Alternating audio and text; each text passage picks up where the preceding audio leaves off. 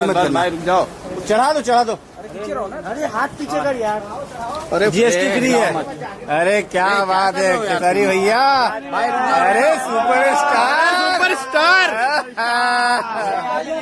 भाई कैसे हो भाई? पीछे हो जाओ ना यार।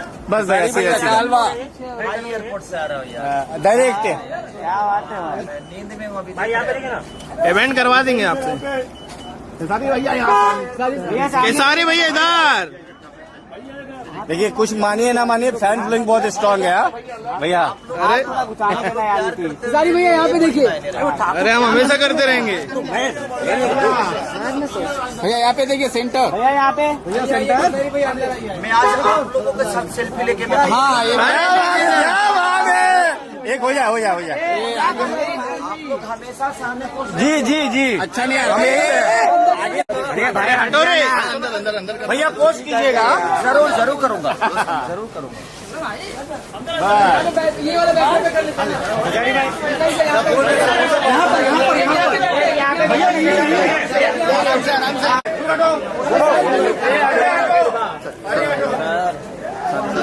अरे पैर यहाँ पे देखिए, अच्छा लग रहा है। इतने दिन बाद आज भोजपुरी बिल्कुल हम लोगों को भी बहुत मजा आ रहा है। भैया आराम कर लेना। अरे ले भाई ले, मेरी जान ले। रुके भैया, यहाँ पे सामने भैया। केसारी सर जी इधर। सबसे बड़ी चीज की अभी भी ऐसे इंसान है ना कि अंत भी इन्हीं के हाथ होता है और शुरुआत भी इन्हीं के हाथ होता है, क्योंकि हमारे इंडस्ट्री के ऐसे एक पिलर है जो कोई भी बेहतर काम होता है तो शुरुआत इनके हाथों से ही होता है। और मैं ही नहीं बल्कि पूरा इंडस्ट्री इस बात को मानता है और जानता भी है। और मुझे लगता है कि 3 साल कोरोना के बाद से तो मुहूर्त हम भूल ही गए थे। फिल्में बन रही है, बनती भी है और आगे भी बनेगी, बट वो क्षमता लोगों के अंदर से थोड़ा सा डाउन हुआ था, थोड़ा कॉन्फिडेंस लेवल डाउन हुआ था। तो ये सुझाव भी भैया का ही था कि नहीं यार, भोजपुरी ने हमें इतना कुछ दिया है और भोजपुरी के लिए अगर हम लोग खड़े नहीं होंगे तो मुझे नहीं लगता कि भोजपुरी अपनी भाषा बच पाएगी। क्योंकि भोजपुरी भाषा रहेगी, बट भोजपुरी भाषा को अगर दुनिया को बताना है तो हमें लगता है कि सिनेमा के माध्यम बहुत प्यारा है। जैसे आज तेलुगु, तमिल जितनी भी फिल्में बनती है, आज पूरी दुनिया में उसका परचम लहरा रहा है। तो वो हम तमिल या तेलुगु जो भी है, एज ए कलाकार होने के नाते मैं तो वहाँ के कलाकारों के वजह से ही जानता हूँ।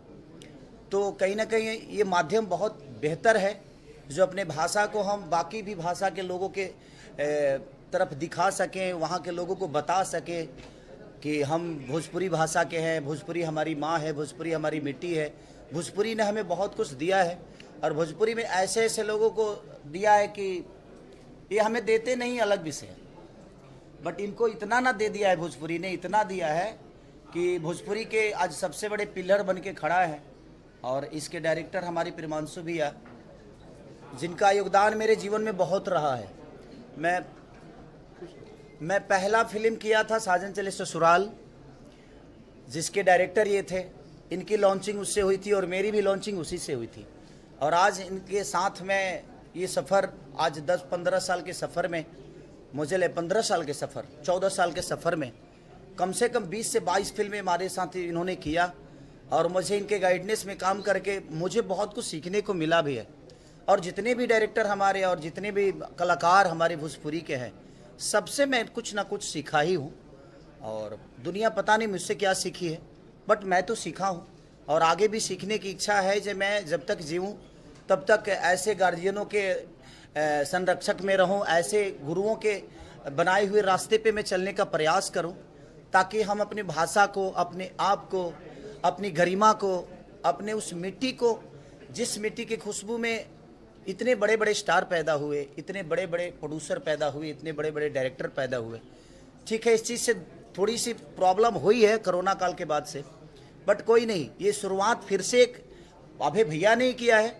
और मुझे लगता है कि अब ये सिलसिला आप लोग के बीच में भी आएगा कि आप लोग को भी थोड़ा सा भोजपुरी के पार्टियों में, भोजपुरी के संगीत में, भोजपुरी के लोगों के बीच में, जिस तरह आप लोग अभी तक हिंदी में जाते थे, आज 4 साल में मुझे लगता है कि भोजपुरी में कोई मुहूर्त हुआ ही नहीं था। तो मुझे लगता है कि अब ये सिलसिला शुरू हुआ है तो उसको कंटिन्यू अभय भैया ही करेंगे। और इनके पास क्षमता है, माल बहुत है इनके पास।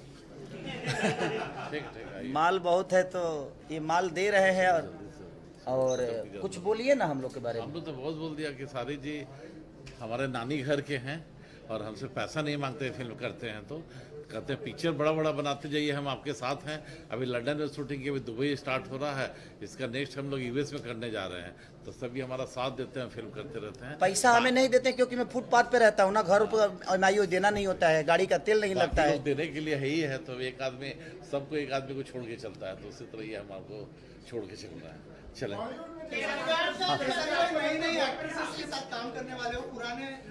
अब हम लोग वहाँ लेंगे इंटरव्यू, इसलिए वो लोग चले जाएंगे। एक मिनट। हाँ। अभी हम यहाँ अभी भोजपुरी को बचाने और भोजपुरी को बेहतर के लिए बात करें, उसके लिए मैं अलग से प्रेस कॉन्फ्रेंस करेंगे। चल। अरे एक्टर कोई नया पुराना नहीं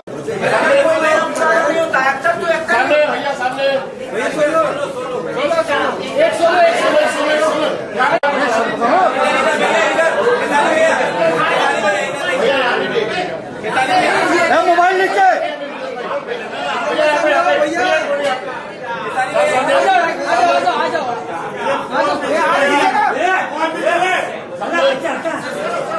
कि फॉरेन में एक कॉमेडी खेसारी जी को लेकर करनी है, जिसमें रोमांस हो, सस्पेंस हो, कॉमेडी के साथ थ्रिल। ये इसका यूएसपी है इस फिल्म का। सैयां रब गेले ना पहले जो था वो पारिवारिक फिल्म थी, लेकिन ये कॉमेडी फिल्म है विथ सस्पेंस एंड थ्रिल है। ओह वाह, that's very exciting sir.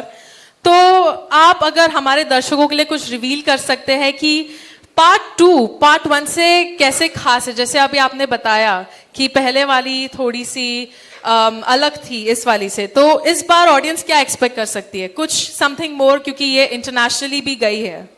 Definitely वो फिल्म भी इंटरनेशनली गई थी, उसको भी हमने दुबई में शूट किया था।